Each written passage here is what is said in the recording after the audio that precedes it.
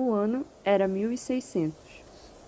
A Europa passava a ser marcada por um movimento artístico nascido na Itália que transformaria profundamente a história da arte: o Barroco. Considerado extravagante, irregular e extremamente expressivo, esse novo estilo rompia com o equilíbrio do Renascimento e não tinha medo de explorar a emoção em sua máxima intensidade. Mas, para compreender a força desse movimento, é preciso primeiro voltar para o contexto histórico em que ele surgiu. Na política, predominava o absolutismo. Os reis eram vistos como representantes de Deus na terra e concentravam grande parte do poder em suas mãos. Na economia, a revolução comercial impulsionava o enriquecimento da burguesia por meio das atividades mercantis e dos recursos obtidos com a colonização. Enquanto isso, no campo religioso, a Igreja Católica enfrentava uma das maiores crises da sua história. A Reforma Protestante, iniciada por Martinho Lutero, criticava práticas como a corrupção do clero e a venda de indulgências. Lutero defendia que a salvação dependia da fé e do arrependimento, e não de contribuições financeiras à Igreja. Suas ideias conquistaram um grande número de seguidores, especialmente entre a burguesia, provocando um significativo afastamento de fiéis do catolicismo. Como resposta, a Igreja Católica iniciou a Contra-Reforma. Durante o Concílio de Trento, reafirmou seus principais dogmas e fortaleceu instrumentos de controle religioso, como a Santa Inquisição, o Índice de Livros Proibidos e a Companhia de Jesus. No entanto, rapidamente percebeu que essas medidas, por si só, não seriam suficientes para reconquistar os fiéis. Foi então que encontrou na arte sua maior aliada. A Igreja passou a utilizar o Barroco como uma poderosa linguagem visual, capaz de comunicar a fé de maneira direta e emocional. Por meio de igrejas monumentais, esculturas expressivas e pinturas dramáticas, buscava despertar sentimentos de admiração, devoção e encantamento, aproximando novamente a população do catolicismo. Antes de aprofundarmos esse estilo artístico, é importante compreender uma de suas principais características: a constante dualidade entre o sagrado e o profano.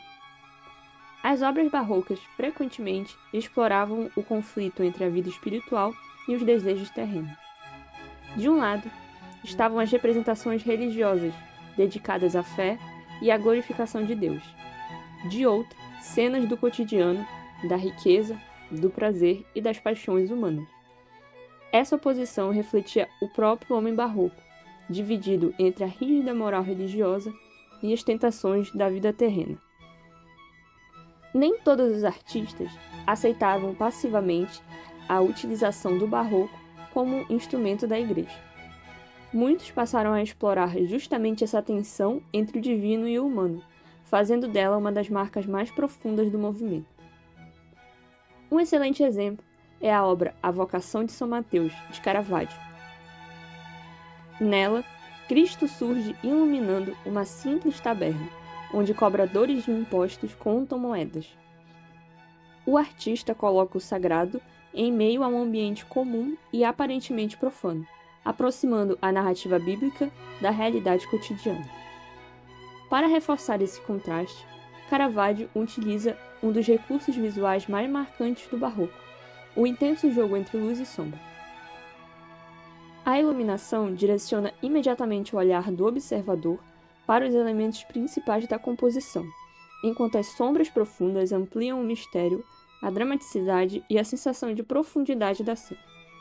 Esse predomínio da emoção sobre a razão tornou-se uma das maiores diferenças entre o Barroco e o Renascimento. Enquanto os artistas renascentistas buscavam equilíbrio, proporção e racionalidade, os barrocos pretendiam envolver emocionalmente quem contemplava suas obras. A arte desse período apelava diretamente aos sentidos, utilizando a dramaticidade, a teatralidade e a sensação de movimento para transformar cada pintura, escultura ou edifício em uma verdadeira experiência. Para alcançar esse efeito, nada era deixado ao acaso. Os artistas planejavam cuidadosamente a posição de cada personagem, a direção da luz, os gestos, as expressões e a composição dos espaços, conduzindo o olhar do observador exatamente para onde desejava. Entre todas as características barrocas, porém, uma das mais evidentes é a exuberância. O barroco rejeita a simplicidade e valoriza a riqueza de detalhes, a ornamentação abundante e o impacto visual. Na arquitetura e na escultura, predominam linhas curvas, formas dinâmicas, ornamentos elaborados e materiais nobres, como mármores coloridos, bronze e douramentos, que reforçam a imponência das obras. Essa busca por emoção, movimento e grandiosidade encontrou sua expressão máxima justamente na arquitetura italiana, que transformou igrejas, praças e palácios em verdadeiros espetáculos visuais. A arquitetura barroca consolidou-se na Itália, especialmente em Roma, como resposta à necessidade da Igreja Católica de criar espaços capazes de emocionar, impressionar e fortalecer a fé dos visitantes.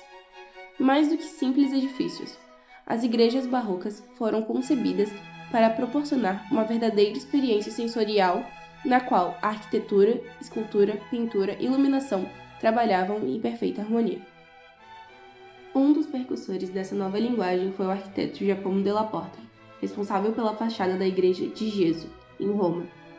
Ao romper com a composição rígida e plana do Renascimento, della Porta introduziu soluções que se tornariam marcas da arquitetura barroca, como a valorização da verticalidade, os volumes salientes, a sobreposição de ordens arquitetônicas e o uso dos relevos para intensificar os efeitos de luz e sombra.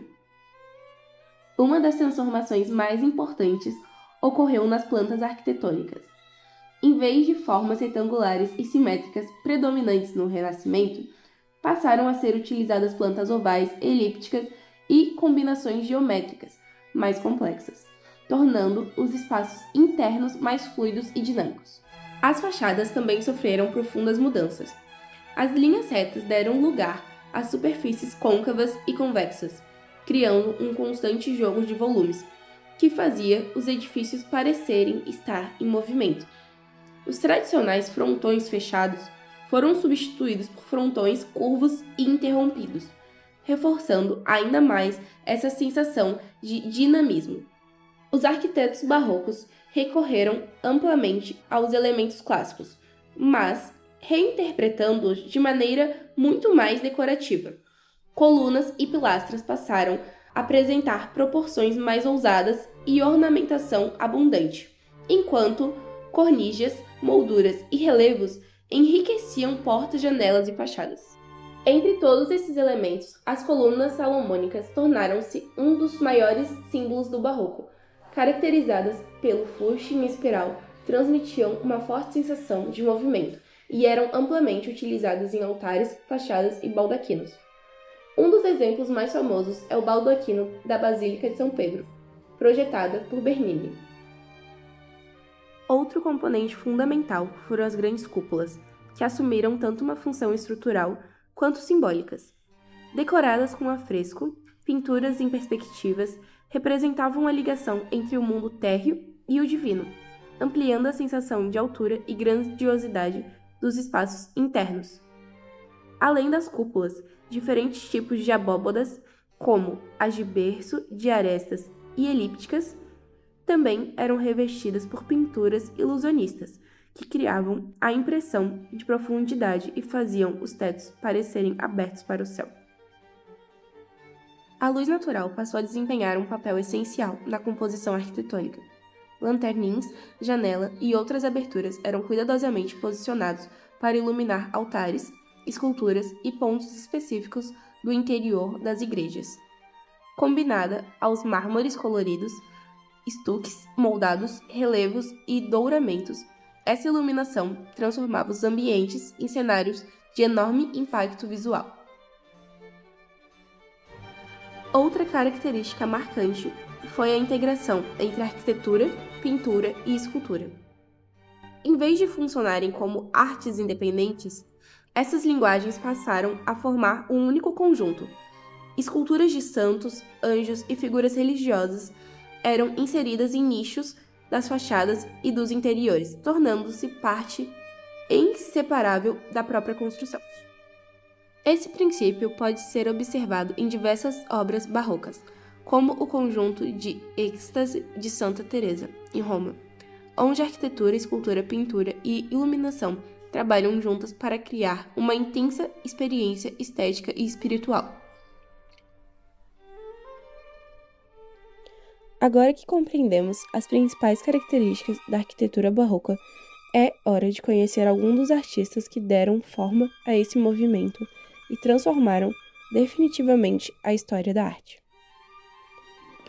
Um dos maiores nomes do período foi Gian Lorenzo Bernini, considerado o principal representante do barroco italiano.